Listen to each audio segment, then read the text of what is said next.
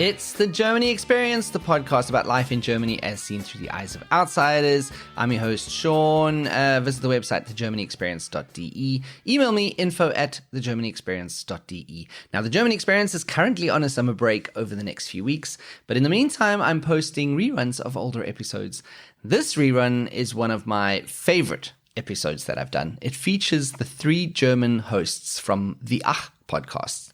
They are very funny, and I, at the time, thought it might be fun to do an Ask a German episode with them. And I was right. So I collected your questions about Germany to ask them a German's perspective, and this was the result. And I can tell you, we are in discussions for a follow-up to this episode. So there is going to be, at some point, an Ask a German Part 2 episode. But for now, here's the rerun from the episode that originally went out in 2020.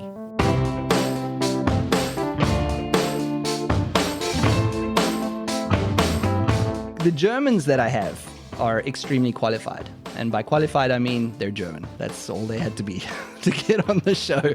And there are 3 of them, 3 Germans, and they're actually the hosts of a German podcast called Ach. And I'll let the guys introduce, but let's start with Dominic, because Dominic's actually no stranger to this podcast.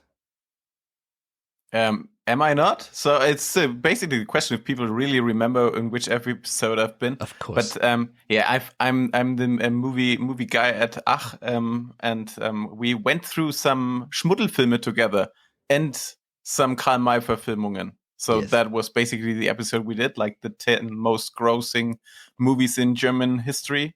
And I brought with me my 2 colleagues from Ach, Jürgen and Philipp. Philipp, please introduce yourself. Hi, I'm Philip, and I try to be the funny guy, which means like I'm the one who is forced to talk without thinking. And in the end, it turns out sometimes it becomes funny and sometimes not. It's up to you. What's the ratio? What's the ratio, Philip? 99 to 1. Okay. All right, we'll leave it open as to which way it's weighted. Yeah, but I'm also the one who cuts the product in the end, so it way sounds better than in real life. No, all joking aside, I'm really into improv and stuff like that. So, yeah, that's my cup of tea. Also, I'm sometimes called like the good conscience of the group because I'm the one who's like, oh, you could hurt someone by saying that, and then we don't say it or something like that. Right. So, yeah, you got to keep them in check. Yes. Mm-hmm. Mm-hmm. I mean, you can name me, okay? Yeah. I was going to say, I know Dominic, so I know how he needs to be kept in check. So yeah, I can already see you got your work cut out for you. Yeah. It's like I'm the good conscience, and I would say like Dominic is the liver of the group, and Jürgen is the brain, which leads us to Jürgen. Yeah, that would be me. So, and usually I'm the well-prepared one, but I wasn't expecting that I was here to introduce myself, so I don't have something prepared right now. He hates that. Really? Ooh, already got a bit of conflict going on here. Yeah, but Sean, I must admit, I was expecting you to fully spell out the name of our podcast. ACH exclamation point. No, the long part after that. Oh God. The Trio, oh Jesus Christ, I never remember this. Triumvirat für Humor inspirierte, wait. Historisch inspirierte Humorvermittlung. Very well. Ooh, awesome, Sean. I hate saying that. I never know what it is. Wait, quite good. Yeah.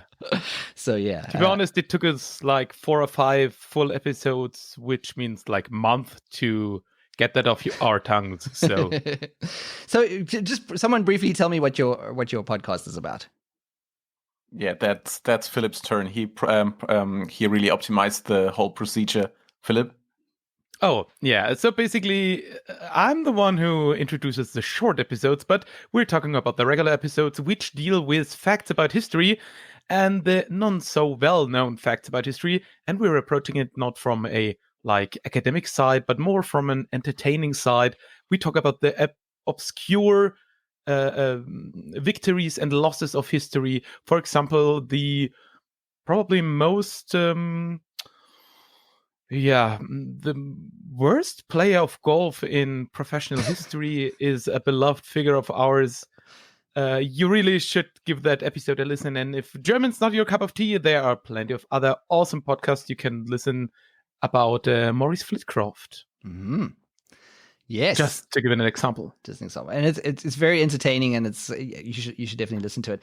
And then you also have these bonus episodes where people have to guess, or you have to guess based on a series of clues, the historical figure. And I had the honor of being on some of those. But let me tell you something. They had on one of the episodes, they had a Swiss German speaking woman. Yeah, I really effed that up. So I'm sorry again. Okay, so I'm really sorry. If we were doing this fairly, please forgive me. This would be the part where I introduce some heavy Scottish dialect speaking English person to speak to you guys and ask you the question. But I'm not, because I'm a nice guy. I'm not going to do that. Now that we've got the introductions out of the way and people know where you're from, first of all, I want to say thank you so much for taking time out of your schedules. This is time that you, as great German podcasters, would be probably signing autographs on postcards or hanging out with groupies. I don't know what it is that big time podcasters do, but you took some time taking drugs.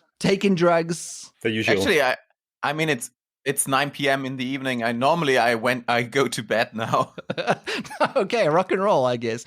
Before we start, you're all Franconian. So the thing that I wanted to clarify is that we will be getting a very, very Franconian look at answer to these questions, I guess, because I know that Germany is very different from state to state, and in the other states, the culture is sometimes very different to what we experience here in Franconia. So, and you should also keep in mind that although Franconia is part of Bavaria, we are actually not. Yes, so.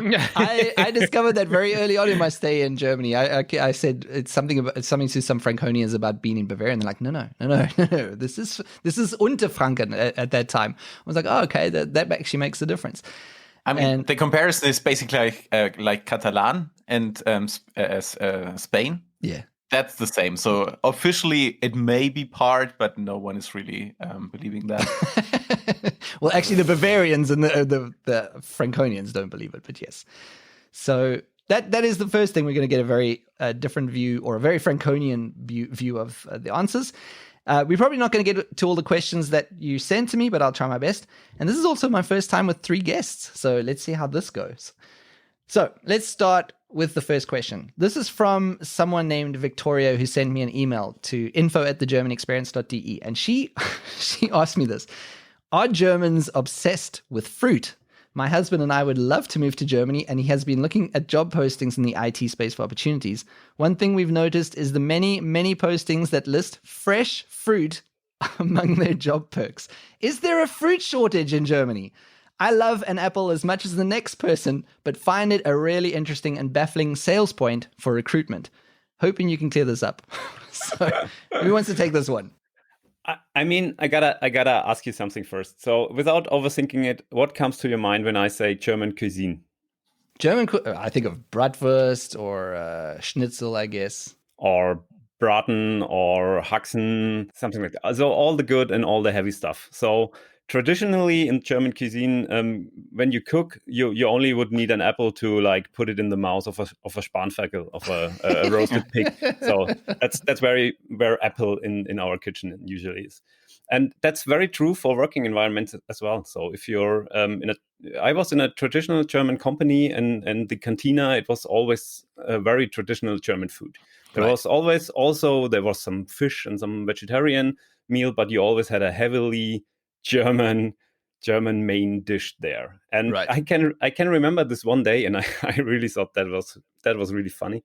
It was World Vegetarian Day, and the main dish was a Schäuferler, which is like the most heavy meal you can think of. So it's like this huge amount of fat around meat on a bone. So it's really heavy. So, and that's German kitchen. So I would say yes, it's pretty special to offer fruits to your employees. It is, but I think it's also a lot of the startup culture that so many companies seem to be wanting to put. And for some reason, the thing that they've latched onto is fruit, free food for all. I'm very happy that it's no longer table foosball. So that was the first iteration. It was always everybody had this indoor soccer table, and now they moved on to fruits. Yeah, so we're making progress. I'm very curious as to the next craze for recruitment. I have one anecdote, and I noticed last weekend when I visited my parents, and my mother did say something which I haven't heard her say in a long time, and I was reminded of my childhood, and this explains a lot. She if she doesn't like food, she says it tastes healthy. So this is the actual thing my mom says, and it really tells everything you need to know. It's everything you need to know. Well, there you go. Victoria, I hope that answers your question. And I wonder if your husband ever found a job, because I guess you could just pick the place with the best fruit. But I don't know. So now the next question is something that has come up a lot, and I've got 2 recordings to play you guys. The first one comes, the question actually came from a podcaster who was in Germany, and now she's moved on. I mean, she's not dead. She's still alive. She's not in Germany anymore.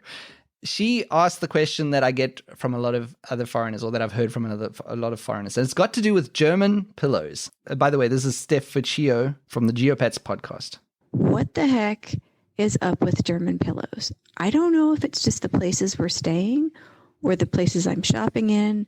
I finally found a nice memory foam-ish kind of pillow at Muji that I've had before that I didn't take with me because I thought, hey, pillows will be great in Germany. But the pillows that have been in the apartments and that I've seen a lot in stores have seemed like clumps of cotton balls, and they've been very long or very tall, or like take up half the bed. They just seem like weird sizes and shapes, and when you put your head on them, because they're the clumps of cotton ball kind of texture, your head basically goes straight to the bed without any lift. And so I'm a little confused. I did find some like orthopedic pillows that were like over €100 each, but those were in a special part of the store. The main pillows were, again, awkwardly big or awkwardly long without a whole lot of actual lift off of the bed. And I'm just kind of curious what's going on with German pillows. She is very caught up on this lift issue. The lift issue is very, very important. I also love the hope when she leaves home. She's like, one of her thoughts: pillows will be great in Germany. That's just an expectation. Did you mention where she was from? She was originally, where's she originally from? I think she's originally from the United States of America, but she's lived as an expat in many different countries. So to follow on from that, I actually, in one of the very early episodes of the podcast, I spoke to the writers of a book who wrote a book called From the Bürgeramt to the Bedroom, which is also about being a foreigner, and it gives some tips to them. And this was me reading one of the passages from that book about German pillows. Last but not least, pillows. Probably the one thing that has most foreigners rolling their eyes, raising a confused eyebrow, and shaking their heads in bemusement. You see, pillows in Germany are not your standard rectangular haven of loveliness. No. Not content with this, the Germans have created massive square monstrosities that have the approximate consistency of a soggy marshmallow. It doesn't matter how much you fluff them, pile them, or beat them. As soon as you lay your head on a German pillow, the stuffing retreats to all four corners, and your head is left languishing pathetically on the mattress. Why, Germany? Just why? So this is something that comes up often. It's just something we don't know better, I guess. Yeah? No. I think this has a purpose. Yeah. This has a purpose on one hand to make you wake up on the next day and be like, my shoulder's hurting. It can't be the pillow. It's a German pillow, so it must be a draw. And of course, you don't close the window like at night or even the door, because it has to be cold in a German bedroom, of course. Of course. That's the way we like it. And also, one thing you don't get, like, all joking aside, like, the positive thing about this huge pillow is that it actually lifts your shoulders up, which is somewhat good for your back. Yeah.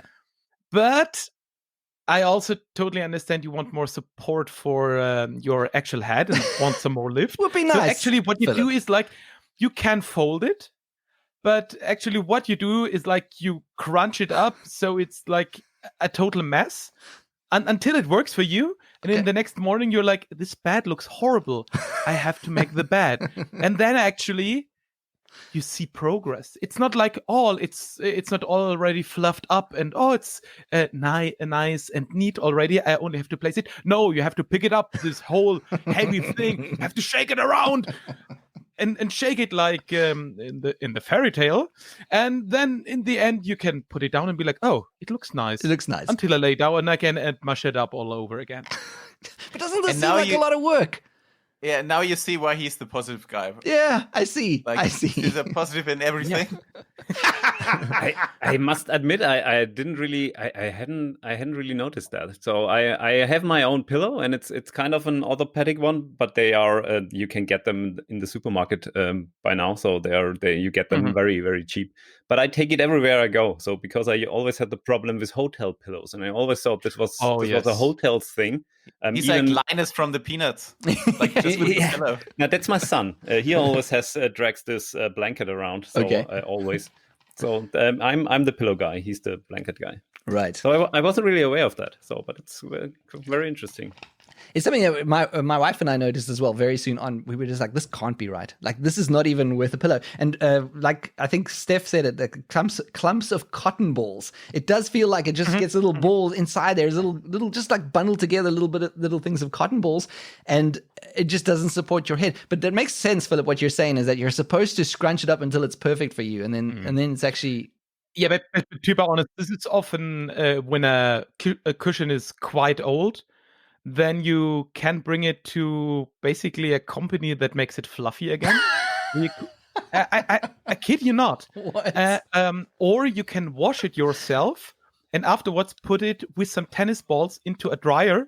This is also not a joke. Okay. This is like a thing you do. Okay. And afterwards it comes out and it's extremely fluffy again. Well, there you go, Joe. People listening to this podcast, I never want to hear you complaining about German pillows again. If you dry it with tennis balls. Yeah, but to be honest, like there's the other extreme. If I, for example, went to France, it's like, where's a fluffy pillow? It's like, why is this all flat and like consistent? This is weird. I cannot form this into something I really want. Because again, this is the actual marshmallow. Because like you lift your head up for a second and then it goes back into its original form, how it's supposed to be. What's the perfect sound? It was the perfect sound. It was the perfect sound. Thank you. Sean, I really have to stop myself making commercial here because it's such a cliche that podcasts are presented by mattresses. Yeah. And that's right. Now I want to tell you about Casper pillows, people. Because the thing is, like a couple of years ago, I bought a mattress at one of the very famous modern mattress offerings online, and they offer a pillow plus, and it's exactly the kind of ergonomical shaped support. Core adapts perfectly to any position, etc., etc. And I really have to stop myself not to promote it here. So please proceed to the next question, Sean. So Dominic has found the pillow of his dreams. That's all you need to know. That's all we're going to say. We've said too much, actually, because otherwise you find me on Twitter under. But that was very interesting what Philip said, because I didn't think of the fact that Germans are so used to these pillows that they go to somewhere else and they go like, "What the hell is this?" So. All right. So we've clarified the German pillows thing. Yasmin Spricht is someone who contacted me on Instagram to give me this question. Ask, what is your favorite onomatopoeic German word?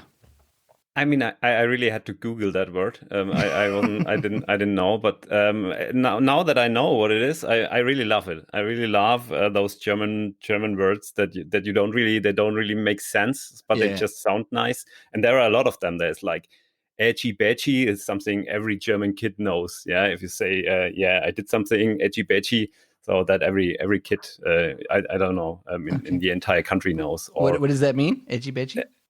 It's like when somebody hurts himself or so, and you stand beside it and say edgy badge. So it didn't affect me. The word, it's basically na na na na na na. Yeah, it's in written form. Okay. And we also have words like yodeling. So yodeling itself it's very German, but I couldn't really decide what my favorite word was. So I decided to bring you a poem. Ooh, yes. It's by Ernst Jandl, and I hope we have the time that I read it to you. Yes. It's not that long. It's called Schützegrimm. Schützegrimm, Schützegrimm, Schützegrimm, Grimm, Schützegrimm, Grimm, Schützen, Schützegrim.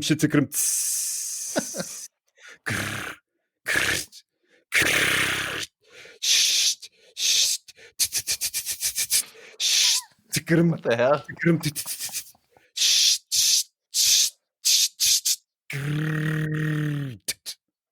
This is what German sounds to foreigners, I guess.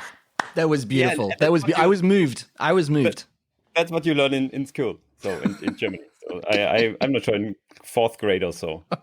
I feel offended. I was trying to figure out if he was really reading something there, or if he was just making it up as he went along. But you were actually reading something. I was actually reading it because I couldn't remember. I had to learn it at some point in my life, but I Really? Yeah, I couldn't really remember. You learned that in school? Yeah, I've never heard that in my whole life. What? I think it's from the area of Dadaism, right? Yeah, I guess so. So it's okay. It's very famous, actually. I'm not kidding. It's really actually. You have to send me that link for the show notes so that I can include it for people. Okay, so that I hope that answers your question, Yasmin spricht. Any other onomatopoeic words that you guys like?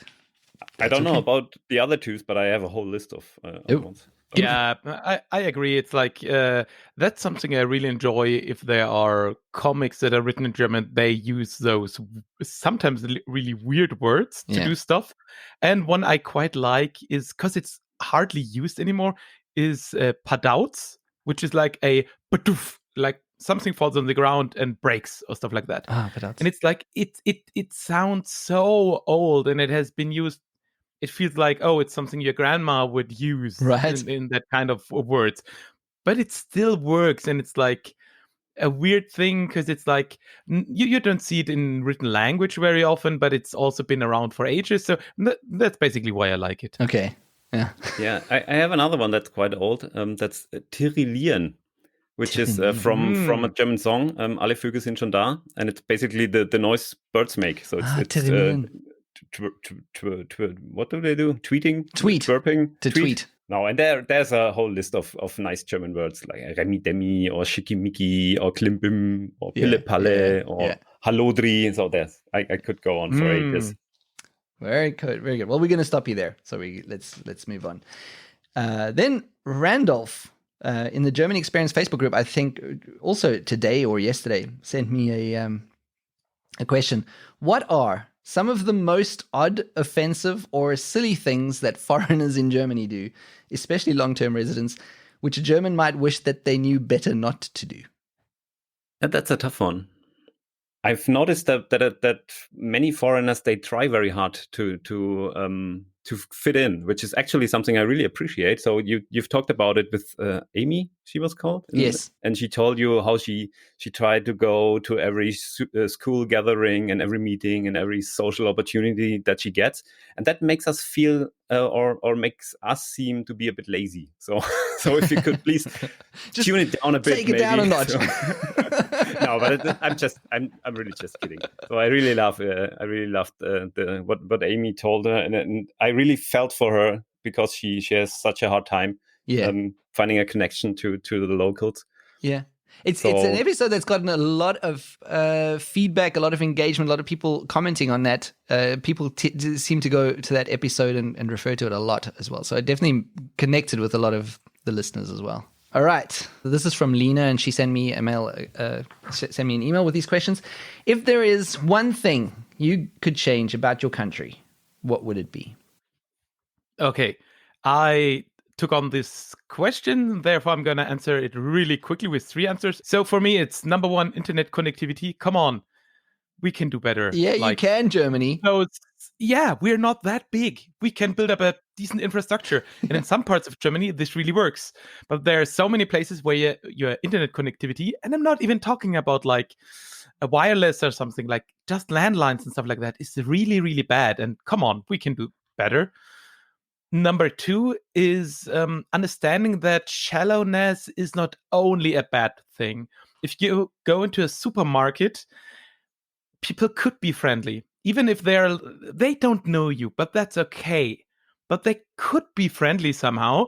But like, if you've ever come into a German supermarket and have like your cart full of stuff and put everything onto, the place of the cashier, you will quickly find out how to react really fast and do your stuff, because Yes. this is like an Olympic discipline in Germany. It's like, pack your stuff in, bam, bam, bam, bam, bam, bam. And there's no one there to help you pack up or stuff like that.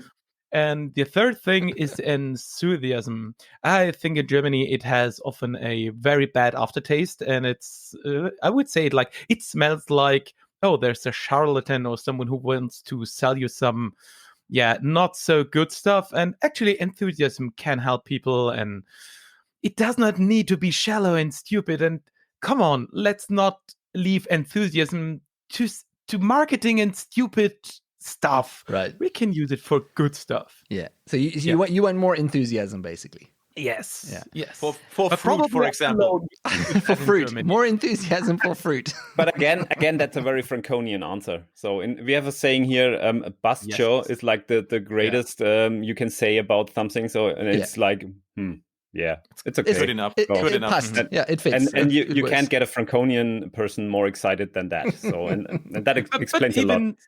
But even like, I would say, like, the direct opposite, like some from, I would say, like Cologne, they're like more, some people say like they're more shallow, but they're more easily to connect to. Yeah. And again, I don't think that's necessarily a bad thing, because in some areas of Germany, it's really hard to ever connect to people. Mhm. But once you do that, you have a friend for life. But yeah. if you're only there for half a year, you won't find even not a temporary friend. It will be hard. Yeah. So come on, a little bit of like more openness, Yeah. and let there be some shallowness, and afterwards build up a decent friendship over time. I think you're going to have a lot of fans after this for that little speech, Philip, because I think a lot of listeners feel exactly that way. They're like, "Where's the enthusiasm, Germany? Yeah. Where's the life?" But I've got. But again, I'm the theater and improv guy, so this is my cup of tea. Yeah. I think it's something that I've had to very much get used to, because Franconia is tough. I remember going to Hamburg for the first time and walking around there, and I'm like, what is wrong with people smiling and happy? What is going on? And you don't realize just how, I mean, I love Franconians now. Like, now that I understand them more or less, like how to deal with them. But it is quite a shock for people when they come up with you just shouldn't take it personally. So it actually No. isn't meant to push you away. It's just the way people tick. So you have to know that, and then you can get along very well. Yeah. And there are several areas of Germany where people are like that. Like, for example, like in very northern Germany, like people on islands and stuff like that, they are very like, people say about them like it's even way harder to connect to people than here. Yeah, very interesting. It's nice to hear Germans talking about that. Yeah, but the thing is, like, it's a slow burn. Like, if you get their trust and if you get their love, then they will love you for all time. Yes, Exactly. I mean, I'd basically say that's what we have like invented Kirchweih and stuff like that for. It's like to get a chance to easier connect to people. So it's all about that, right? Yeah, it is. So it's not about churches. So it's maybe it used to be in the beginning, but it's not.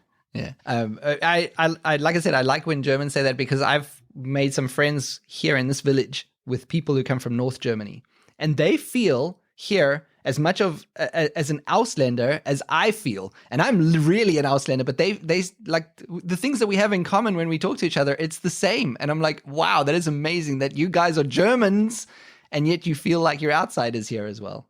Because they are. Because they are. I mean, North Germany, I can't help them there. Yeah. Okay, so that was the first question that came from Lena. The next one that she had is, why do most Germans still pay by cash at businesses? And I know Dominic is not the one to be asking this question. Oh, I have a very, very, very strong opinion about that.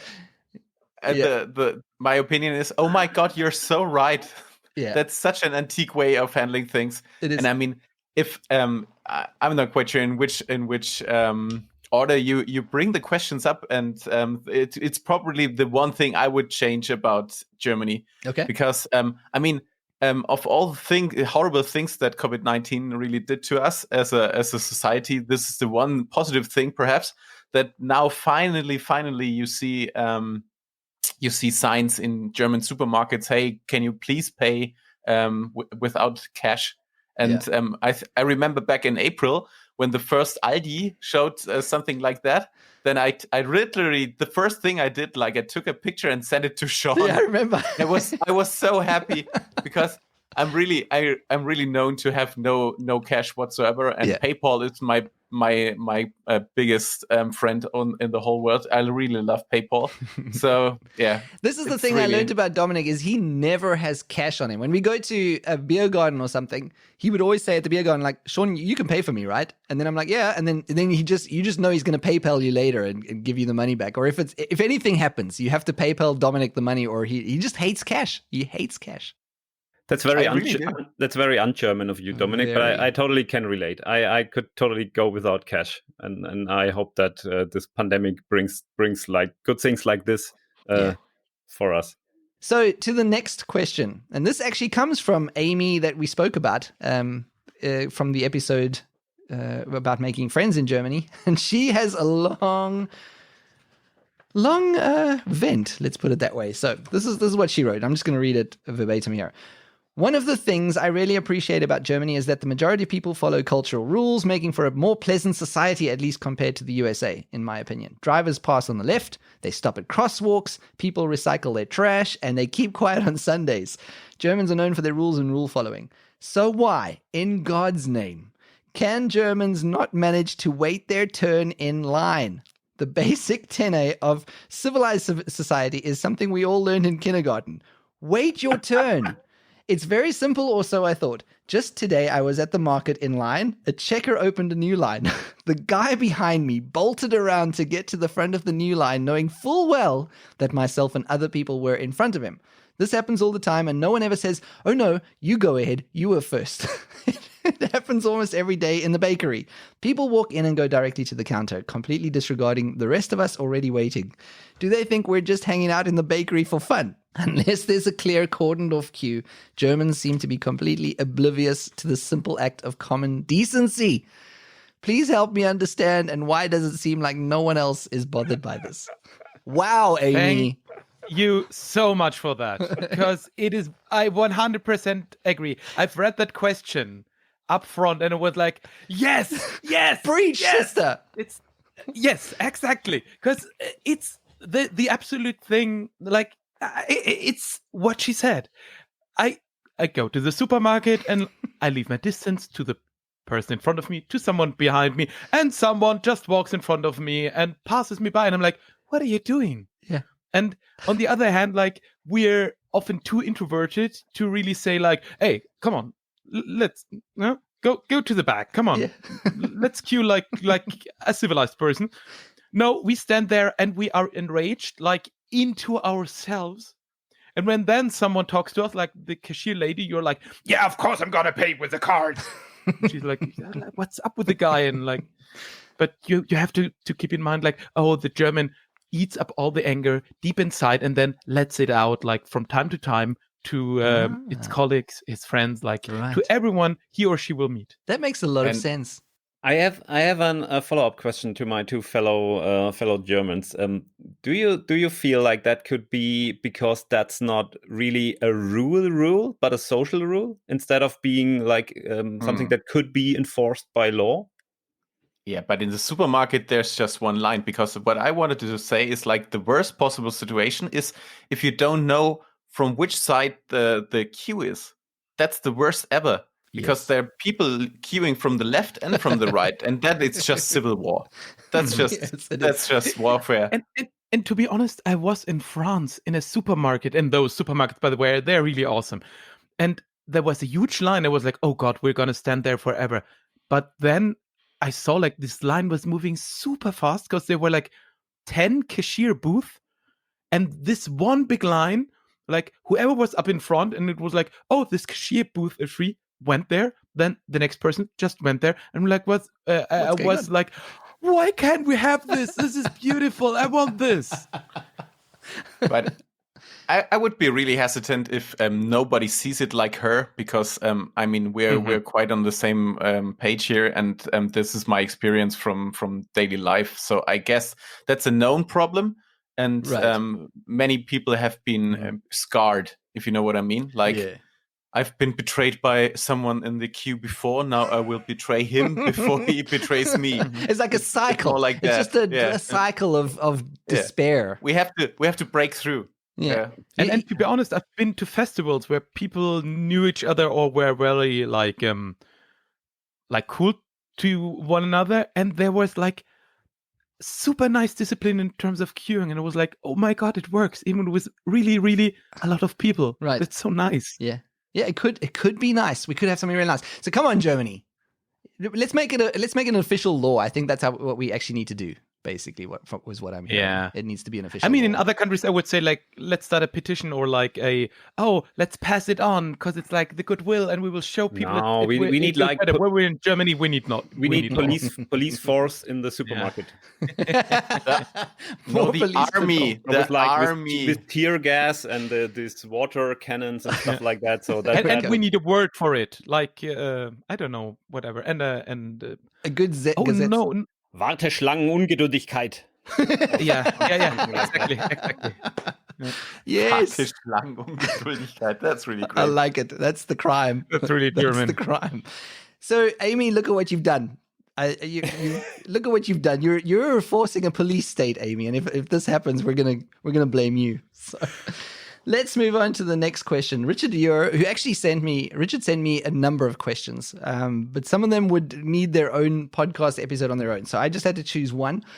And his question is, do Germans see the point of the bureaucracy they're expected to live with? Do they find it reassuring or frustrating? Does it have to be that way, or could it be streamlined? Is there or has there ever been an interest in curbing it, or is it just mutating over the years? Yes. I guess we find it reassuring, and there also has been an interest to just change that, but nobody really follows through with that. But my theory is we find it reassuring because there's no. We talked about social code and stuff like that. So there's no social code to bureaucracy. So you can just cling to your paper, to your paragraph, to your form. So you don't have to think about how to talk to a person or who to bribe or who to flirt with or something like that. So with the paper, everybody is equal. So paper treats everybody equal. And we can always push the responsibility away from us. So we can always say, hey, it's not you, it's not me, it's the paperwork. So I'm not really sure how we can get out of this situation, because we also feel like that sucks. Yeah. But we kind of gotten used to it, and we try to use it. So for example, you can always tell how serious somebody is about something by checking how well he or she filled out the form for it. So you can always see if you put the name on the right line from the beginning, or if he crossed it off and put it in the next line, or if he wrote out of the columns and stuff like that. So you can always tell, is he really serious about this, or is he not? So maybe that's a thing. I think you've just given me a conscience. Next time I fill out a form, I'm going to be so fucking stressed about how I fill out that form. I'm like, what am I saying by what I'm doing here? And just recently, I've noticed that when I bring my son to the kindergarten, so now in times of Corona, we have to sign a sheet of paper every morning. It's our own sheet, so every morning we have to print out a sheet and sign it that neither we nor my son is ill. So, okay. And that's, I feel like that gives us just a little feeling of control in such an overwhelming situation. So I don't really see the point in that. So it doesn't prove anything, because you would be totally lying if I had a cough or something. We would still put our sign to it. But it just feels like, okay, we're taking I'm recording this, buddy. I thought you always talked about cutting things out, but only when you okay. That's when it's bad for me. That's when I cut out. Otherwise, that shit stays in. No. But so what do the others think about that? Yeah. What do the others think? I would say I agree. It's like, it's something we cling to, and it's like. It's exactly what you said. It's like, oh, I can't do anything about it. I'm really sorry. It's a bureaucracy, and it treats everyone fairly unfair. It's like, it's unfair to everyone, so it's overall fair. It's like chaotic neutral, I would say. Okay. I mean, shitty. Sean, we already talked about famous movies in Germany, and one thing that everyone in Germany knows is Asterix. Yeah. So it's a comic series. I think it's originally from France or from Belgium. I'm not quite sure. Everybody knows the number of the Passierschein. Yeah. So there's in one of the movies there in the house that makes insane people, or I'm not quite sure, mad people would be the right translation, and it's basically German bureaucracy as a sketch. So speaking of links for your audience, we should definitely include that there, and that's Passierschein A38, and that's basically Germany in a nutshell. Yeah. So for me, I don't mind the bureaucracy. This is something that comes up a lot, and I hear it a lot, and it's quite a stereotype about Germany. But the thing is, I come from South Africa, and the mistake that people make is to think that only Germany has bureaucracy. South Africa has bureaucracy, but the problem with the South African bureaucracy is it doesn't work. It's like all of this crap that you have to do.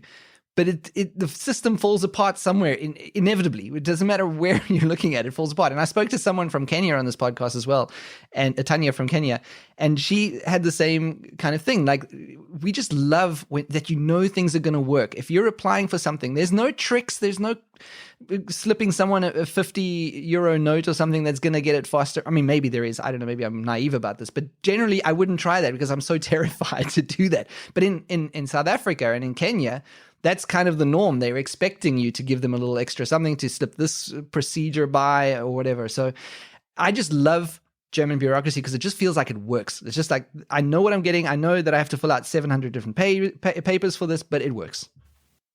I think the big thing is if you know what you need and where to get it, it can be really easy. For example, I tried to register a trade when I was like 18, 19. And I went in, I was like, oh, this is going to cost me 2-3 hours. I went in, 10 minutes later, I was out and everything was done. And I'm like, what's this? And also like doing stuff like, oh, I want to change where I live. Nowadays, you can do this online. It gets better over time. And if you know what you need, it's really, really fast. Yeah. But if you don't exactly know, or if you encounter someone who's in a bad mood, it can take forever and feel like a big struggle. Yeah. And I mean, Sean, what's Beamter in English? Is it civil servant? Yeah, is that civil a servant. concept which is known throughout the world? Yeah, civil servant. Okay, because civil servants are still a thing in Germany. I mean, they used to be, like in the 60s and 70s, that was really something. But these days, I guess there are not that many anymore. But basically, as a civil servant, the first thing you learn as a civil servant is actually to check if you're the responsible person for that. Like, that's the official first thing that you learn to do, is like really show if you need to take care of that, or if you can move that to someone else. Like, that's the official first rule. Yeah, there is that aspect. And I think also the other difficult thing about, or why foreigners have this picture in their mind, is that they are inevitably the first thing that they do is these Anmeldungen and visa stuff. And that is exactly right. So one person will say one thing because they're in a mood, and then the next day when you go back with those instructions, you come across someone else that says this is what is, or they, like Dominic says, they send you to someone else to sort you out. That is their first impression of Germany, is trying to get that visa and those Anmeldungen stuff sorted out. And that is a mess actually sometimes. And they are the exact opposite of like how you say, like they're not a service providing industry. No, they're more like it's really a shame that there's no one there who's like, oh wait, you want a passport, but so your old passport ran out, so you actually have one, but you need to read it. Oh, then you have to go there. Have fun. Yeah, like a guide for stuff like that would really, really be helpful. Like a Walmart greeter. Yes, something like that. Like someone who basically does like easy entrance stuff and sort you to the different departments and know who to talk to. Actually, a pro life tip. I got somebody like that for all my insurance stuff. So basically, I've got one person that's independent from any insurance company. So he's independent, and he doesn't get paid by me, but just by signing with the insurance companies. So, and he deals with everything insurance related. So when I hit my car next to a lamppost or something, I just make photos, send him over an email explaining what happened, and he deals with everything. So I can just really recommend something like that. And this is the second sponsor of this podcast. There we go. We're just slipping them in. You guys are professionals. Oh, yeah. All right. So that's Richard's question. Richard, I hope I hope that answers your question somewhat. Then I got a message I think it was an email from someone named Ari who wrote, "My wife is from Munich and we currently live in Northern California. I have a question that is simple. Someone please explain the shelf in some German toilets. This next question is a little uncalled for, but why do they study their poop? I mean, they're just assuming that you're studying your poop on those shelves. And what does it tell you?" I mean, just to get that right. So, just to clarify. We need to clarify. So what the world is used to is like the poop going directly into the water, right? Yeah. So you like exactly. I think a lot of Americans, a lot of people from Britain, me from South Africa, had these toilets where there's just a hole and like the poop goes directly down into the water. Exactly. We have a word for that, Dominic. Do we? Yes. Yeah, sure. We have Tiefspüler and That's a Flachspüler. That's a Tiefspüler. Ach so, a Tiefspüler and a Flachspüler. Okay. Mm-hmm. All right. So then the Flachspüler was actually the toilet that I first had when I moved to Germany. And my wife and I were astounded by this because that is such an uncomfortable way to go to the toilet if you're not used to it. I was just flushing the whole time when I had to go. I would just continuously flush because I handle it. Yeah, like I don't want to deal with that shit. Please go. So I did a bit of research. It's like we've reached a point of like 90% market share of Tiefspüler. So actually, it's not that common anymore. Yes, that's true. But you're totally right. It was a very common thing. I like that. I like that you know the market share of Tiefspüler versus Flachspüler. I feel like that's valuable knowledge that this podcast is giving you. I've also read that it's still a thing, mainly, and that's where she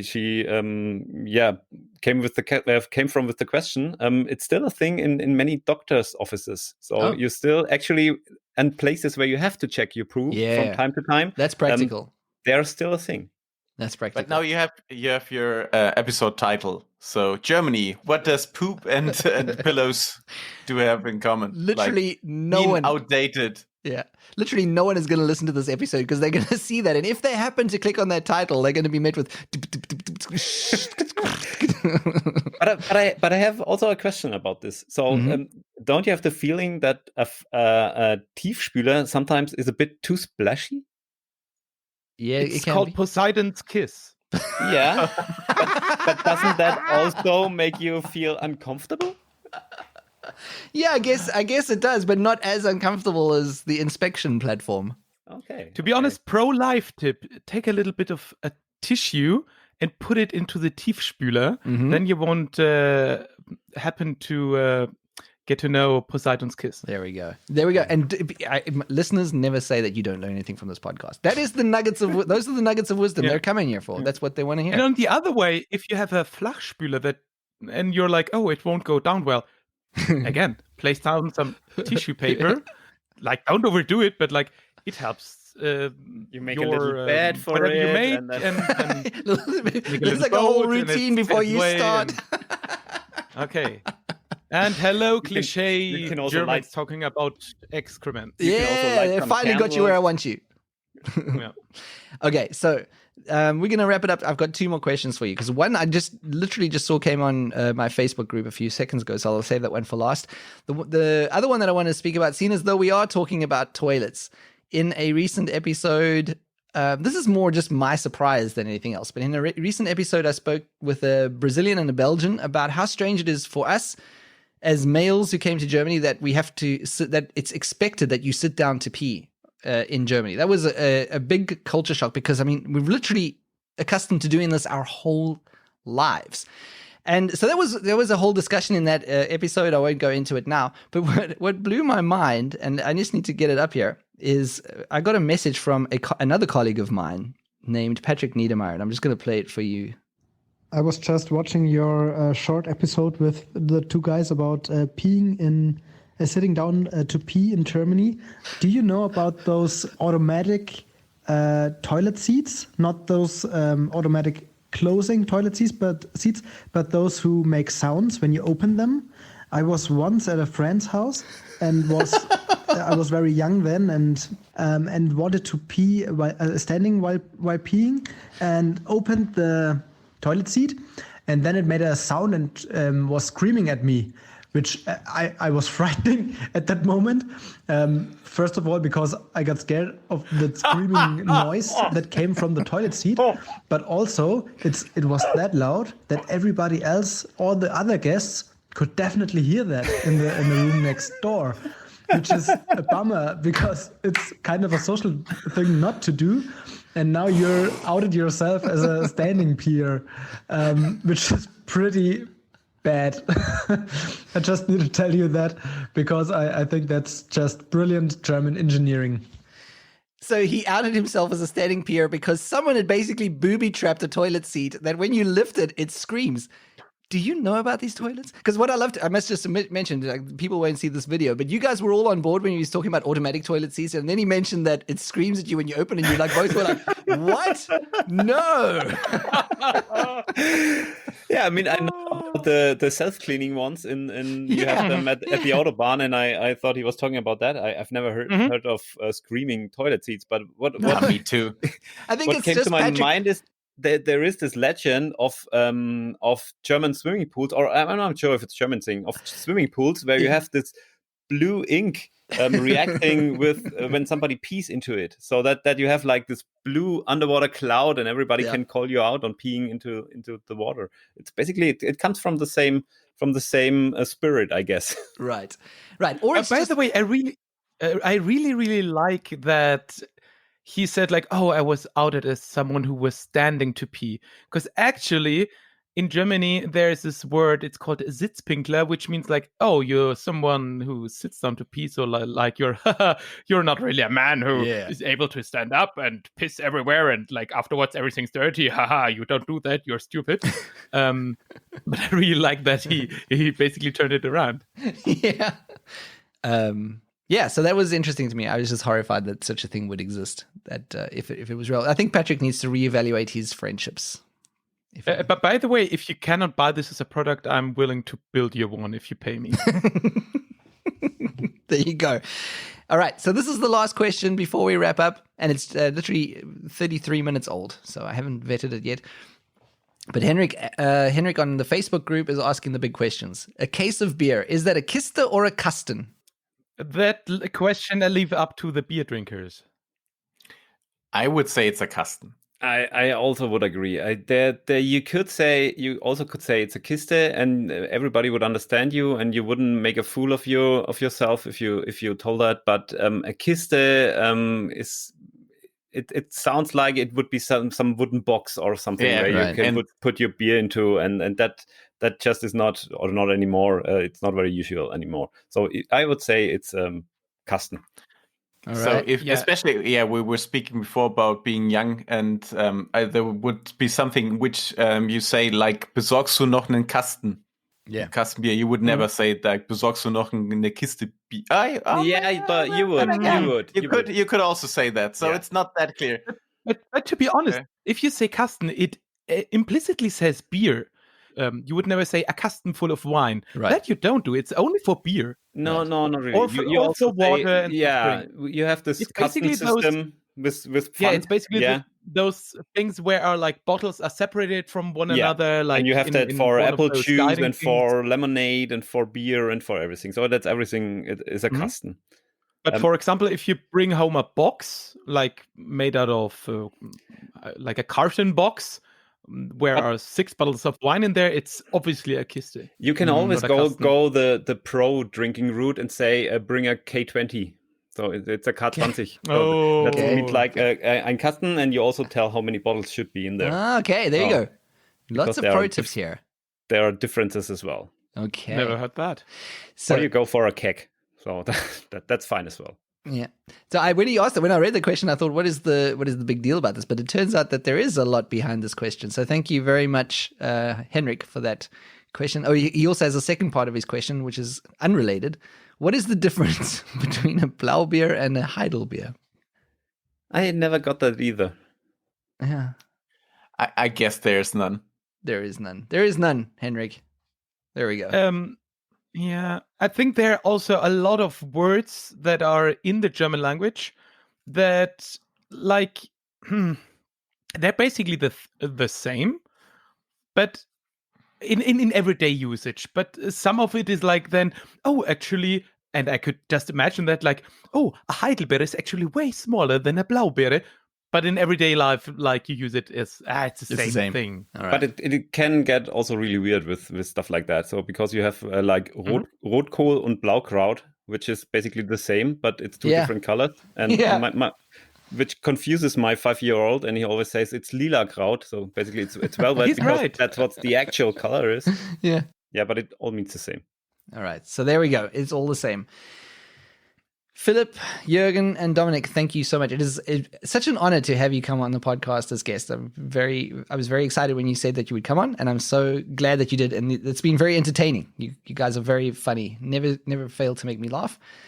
And thank you also to all the people who asked the questions and sent their questions in. And if you get questions, if you think of questions for a future episode, people, just send them to me. I will save them somewhere, and then I will hope to do this kind of episode again in the future.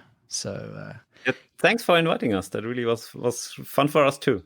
Yeah. Oh yeah, and awesome questions. Yeah. All right, gentlemen, thank you so much for joining. Bye. Thanks, Sean. Bye. I'll speak to you next week. Auf Wiederhören.